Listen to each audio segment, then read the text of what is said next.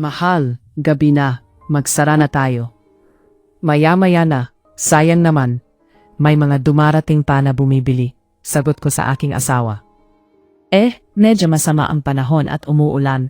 Wala na siguro nabibili. Mahirap na. Uso pa naman ngayon ang nakawan dito sa lugar natin.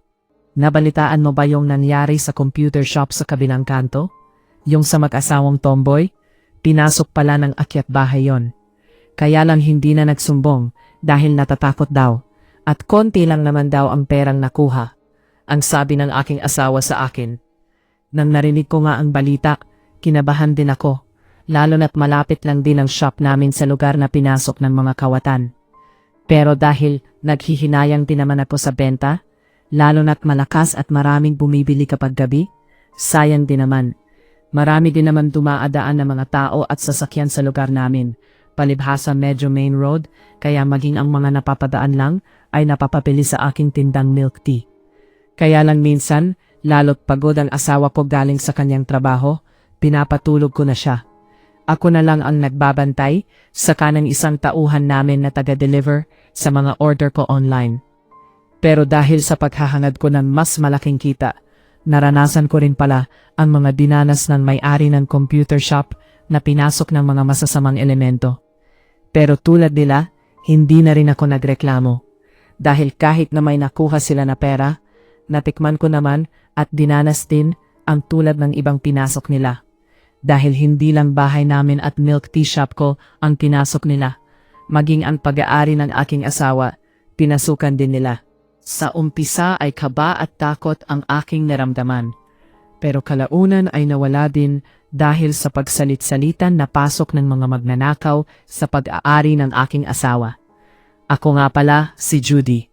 5 taon na kaming nagsasama ng aking asawa na si Gerson. Dati kaming nakatira sa mga magulang ni Gerson, kaya lang medyo may edad na sila at gusto nila ng tahimik ang paligid. Maghanap na lang muna tayo ng mauupahan sa kamaliit ang bahay. Kapag may bisita tayo, hindi man lang natin mapapunta dito. Ang sabi ng asawa ko, mas maganda nga siguro, saka sana kunin natin yung malapit sa kalsada, saka yung maraming tao. Bakit naman? Squatter area yata ang hanap mo. Biro ko. Hindi naman, balak ko kasi magnegosyo. Kung pareho lang kasi tayong empleyado, wala tayong asenso. Habang wala pa tayong anak, mag-ipon na tayo. Ang sabi ko sa aking asawa, maganda yan na isip mo, pero mahirap yan kung tayong dalawa. Saka ano namang negosyo yon? Tanong ni Gerson sa akin.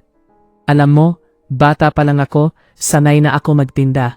Kaya nga doon mo ako nakilala sa palengke, sa pwesto namin. Ibig kong sabihin, magtitinda ka ng isda? Parang pagtataka pa, natanong ni Gerson. Ang mga magulang ko kasi ay negosyo ang pagtinda sa palengke ng isda. May 2 kaming pwesto doon. Kaya bata pa lang ako, sanay na ako sa buhay na maingay tulad ng palengke. Hindi naman isda, iba naman. Yung uso ngayon, yung tunog sosyal, ang sabi ko muli kay Gerson. Milk tea shop. Halos magkasabay naming nasabi iyon ni Gerson. Isa lang pala ang nasa isip namin dahil ang totoo, pareho kasi kaming mahilig sa milk tea. 5 buwan nga ang nakalipas nang makakuha kami ng upahan ni Gerson na bahay.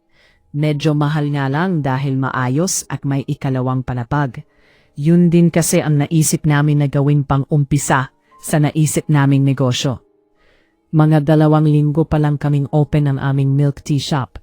Dagsa na rin ang bumibili, kaya natutuwa ako. Kaya nga kahit hating gabi na, open pa kami. Kumuha rin ako ng isang boy na taga-deliver namin sa malalapit lang. Pamangkin siya ng asawa ko. Malaking tao si Boknoy, pero bata pa siya. Malalaking ulas lang talaga ang magulang ni Boknoy. Kaya sa edad nito na 20, 5'10" 5" na ang taas. Maliit lang pa naman sanang motor ang bibilhin mo. Kaya lang mukhang alang-anin sa kanya. Kaya sinama siya ng asawa ko at si Boknoy ang pinapili ng gusto niyang motor. Mabait naman at maasahan. Isa pa sa gusto ko sa pamangkin ng asawa ko ay mapagkakatiwalaan siya. Kahit piso lang, ibinabalik talaga niya. Nahihiya kasi sa akin yan, noon may sakit ang mga magulang niyan. Ako ang nagpagamot. Saka okay yan si Boknoy. ang sabi pa ng asawa ko. Kaya nga kahit hating gabi, open pa ako, basta kasama ko yung pamangkin ng asawa ko. Pero nang mabalitaan ko ang nangyari doon sa mag-asawang lesbian sa kabilang kanto, medyo kinabahan din ako. Kaya laging nagpapaalala si Gerson sa akin, lalo na kapag ako lang mag-isa. Kapag napapadaan naman ako sa computer shop ni na Ali, ang dating pinasok ng mga magnanakaw, napapatingin ako sa lugar nila. Kung tutusin, safe yung pwesto nila. Maliwanag ang paligid at maraming mga tao, kaya nagtaka ako. Ang lakas ng loob ng mga magnanakaw. Noon kasing bago pa lang kami ni Gerson at inaayos pa lang ang tindahan namin, madalas ako doon sa computer shop nila Ali dahil sa mga paprint ko na pang-advertise. Doon ko nakilala ang lesbian na may-ari. Kaya lang, nang mag-umpisa akong mag-open ng shop, hindi na ako nakakapunta, saka bumili na rin kami ng sariling computer. Pero malipas lang ng 4 na buwan, simula nang pasukin sila ng mga kawatan, nagulat ako pero hindi ko ipinahalata sa kanila. Bago kasi ang bahay namin, dadaanan namin ang shop nila. Mabuti pa siya, buntis na. Ako kaya kailan, ang sabi ko kay Gerson habang naglalakad kami at napadaan sa computer shop ni Ali. Anong buntis? Nakakabuntis na ba ang tomboy ngayon? Ang sagot bigla ni Gerson sa akin. Natigilan naman ako. Tama nga si Gerson, pero bakit pansin ko, lumaki ang tiyan ni Nicole, ang live-in ni Ali? Baka busog lang, ang sabi ko na lang. Ang totoo, nainggit ako kay Nicole kahit na hindi ko sigurado na buntis ito. 5 taon na kasi kaming kasal ni Gerson pero wala pa rin kaming nabubuo. Hindi pa tuloy kami matatawad na isang pamilya. Hintayin lang natin. Ipagkakaloob naman sa atin yan, ang sabi na lang ni Gerson nang sabihin ko na mabuti pa si Nicole kahit babae na asawa, na buntis na. Natawa lang si Gerson sa akin. Alam niya na biro ko lang iyon. Pero deep inside, ang totoo, gusto ko na ring mag-anak kami, lalo na't 31 na ako. Isa rin yon sa dahilan kung bakit ako nag-resign na rin sa aking trabaho at magtinda na lang ng milk tea. Alam kasi ni Gerson kung gaano ako ka-stress sa aking trabaho. Buknoy, nabalitaan mo ba yung nangyari kina Ali, yung pinasok ng magnanakaw? Opo ate, malapit lang dito yan sa atin. Hindi na pala nagsumbong yon sa mga pulis. Pero paano nalaman ng mga tao na pinasok sila? Tanong ko kay Buknoy. 1 linggo na pala yon ate, na pinasok sila. Kaya lang nakita pala sa CCTV ng barangay ang mga lalaki na biglang pumasok sa loob ng computer shop. Tapos mahigit 1 oras lumabas. Pero parang kahina-hinala daw ang galaw at mukhang hindi naman magrerenta dahil nakabonet pa raw ang mga lalaki. Kaya pinuntahan daw ng mga tanod sina Ali. Doon nga nila nalaman na ninakawan sila. Pinapasama nga sa barangay sina Nicole para magreklamo. Pero ayaw na daw. Wala naman daw masyadong nawala, saka hindi naman daw sila sinaktan. Kwento pa ni Buknoy sa akin. Mabuti pa ikaw alam na alam mo ang balita. Sabi ko naman kay Buknoy. Alam mo naman ako ate, laman lagi ako ng kalsada rito. Saka marami talaga ang pumupunta dyan kina Ali. Kahit wala naman sadya. Alam mo na kung ano ang tinitingnan nila. Ang sabi pa ni Buknoy. Alam ko ang tinutukoy ni Buknoy. Maganda kasi si Nicole at mukhang bata pa. Naiinggit nga sila kay Ali kapag nakikita nilang kasama ni Nicole. Paano raw napasagot ni Ali ang magandang si Nicole? Baka naman pati ikaw nakikisipat din kay Nicole, ang sabi ko kay Buknoy. Napatingin lang si Buknoy sa akin at napangiti. May lihim ka rin na paghala kay Nicole ha? Hindi kay Nicole ate, kay Ali, ang natatawang sagot ni Buknoy. Kung hindi mo nga naman kilala si Ali, hindi mo aakalain na lesbian ito. Mahaba ang buhok at pa-sexy rin kung manamit, kaya nga minsan napapaisip ako kung sino sa kanila. Kaya lang noon nakilala ko sila, na-confirm ko na si Ali na ang tomboy. Lumipas pa ang 1 buwan, lalo akong nagtaka dahil lalong lumaki ang tiyan ni Nicole. Hindi ako pwedeng magkamali. Hindi lang basta busog yon o tumaba. Buknoy, Alam ko na updated ka sa chismis sa labas. Ano sa tingin mo kay Nicole? Buntis ba?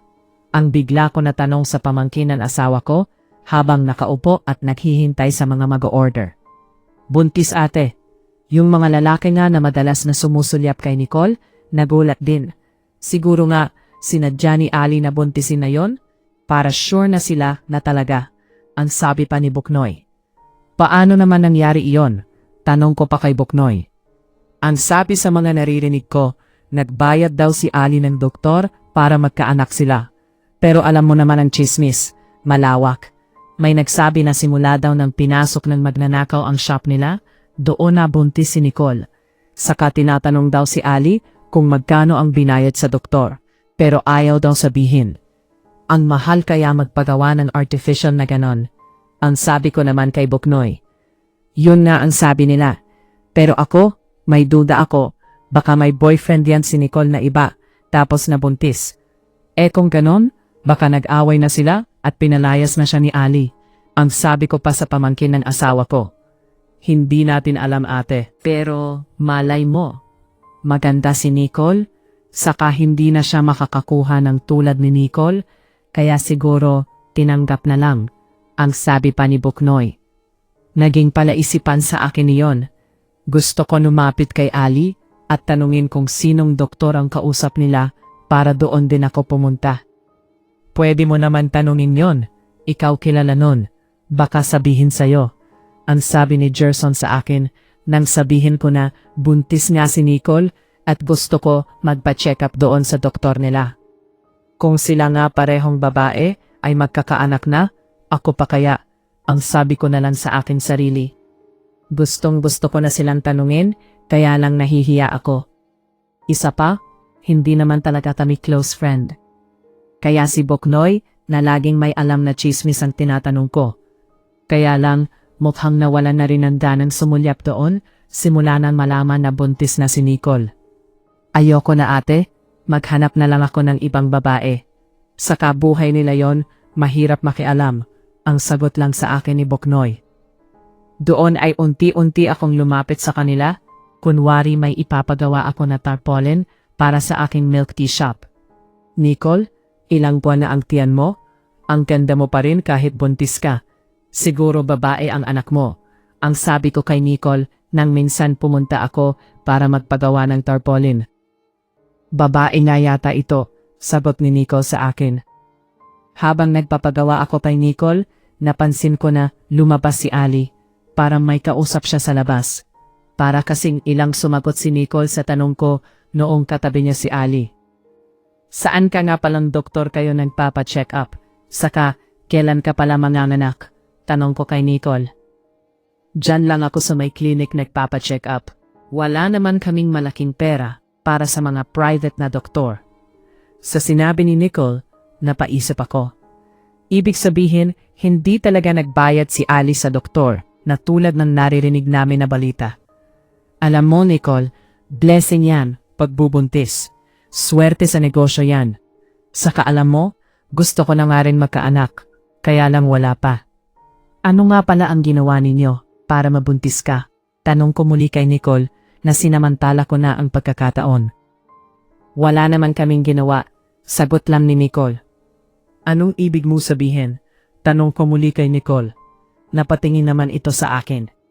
Ang totoo, wala naman talaga kaming plano na mag-anak, kaya lang nandito na ito.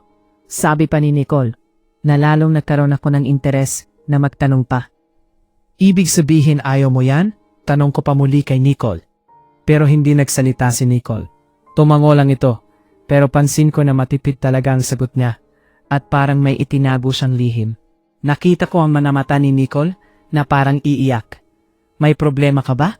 Sinasaktan ka ba? Baka may maitulong ako, sabi ko kay Nicole. Wala ate, masaya na rin ako. Mahal ko si Ali at tanggap niya kami, sabi pa ni Nicole sa akin. Ibig sabihin anak mo lang yan? Sino pala ang ama niyan? Tanong ko muli kay Nicole. Hindi ko alam kung sino sa kanila, sagot bigla ni Nicole.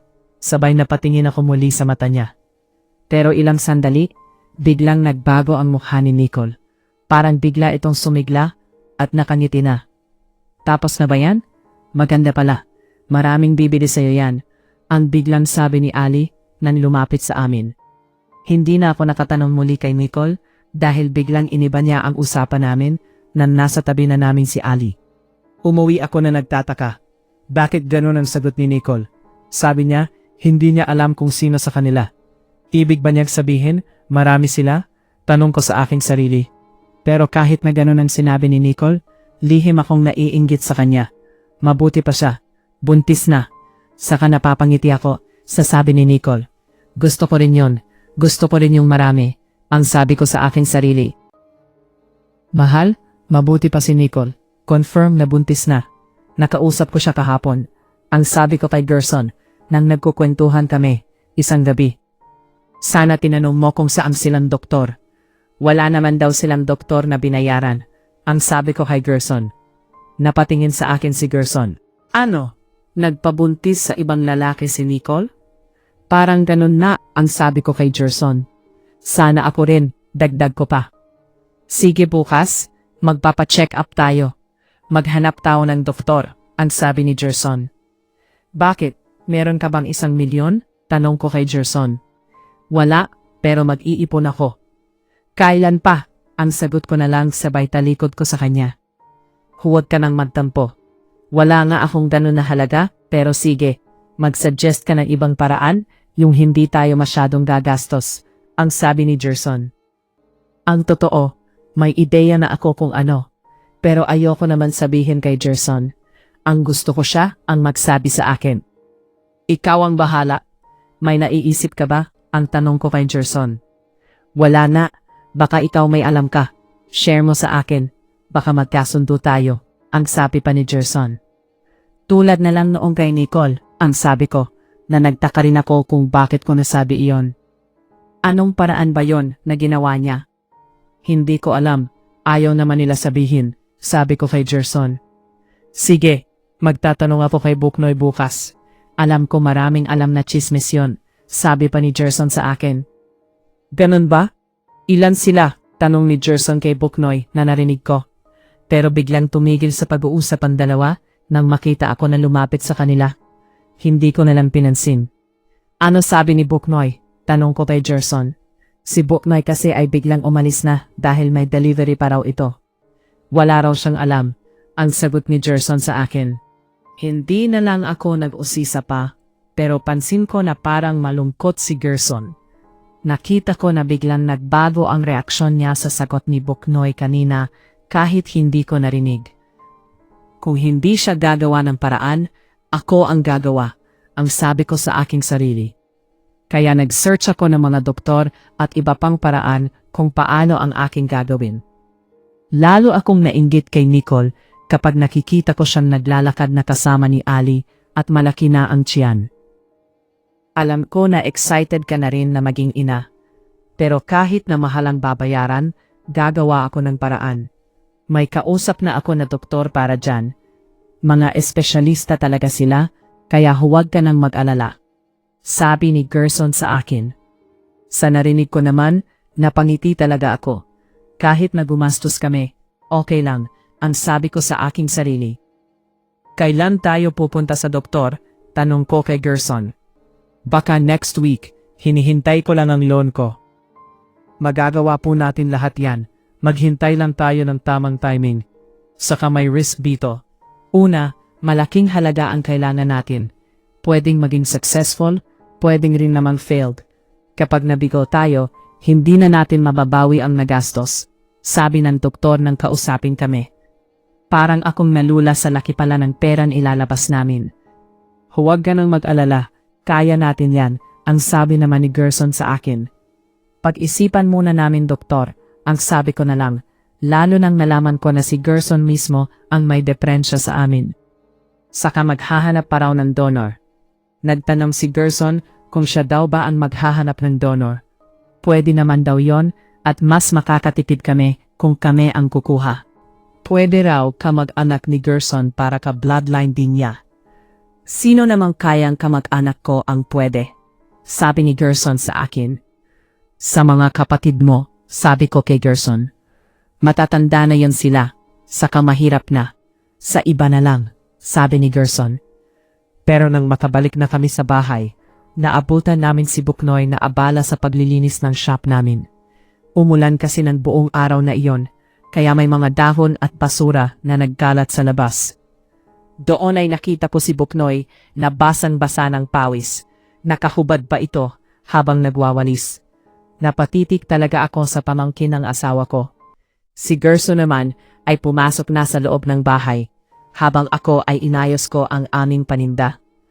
Magkano raw ba kung may nakuha na tayong donor? Tanong ko kay Gerson. Malaki pa rin, pero mababawasan lang daw ng kaunti, sabi ni Gerson. Tapos, magbabayad pa tayo sa donor kahit paano. Doon ay napansin ko na napatitig din si Gerson sa kanyang pamangkin, sabay tumingin sa akin. Meron na tayong donor, sabi ni Gerson sa akin, habang nakangiti ito. Sino? Tanong ko agad. Hindi nagsalita si Gerson, bagkus iningusolan niya si Buknoy.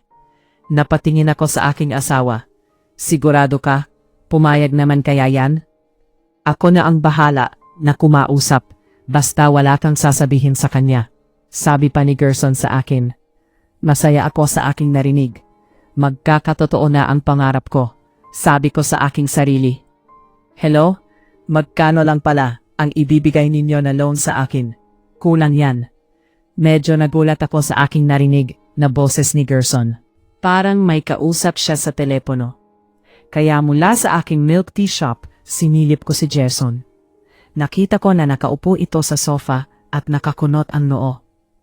Parang may problema siya sa kanyang kausap. Hindi ko na lang nilapitan dahil maraming bumibili ng milk tea ng oras na iyon.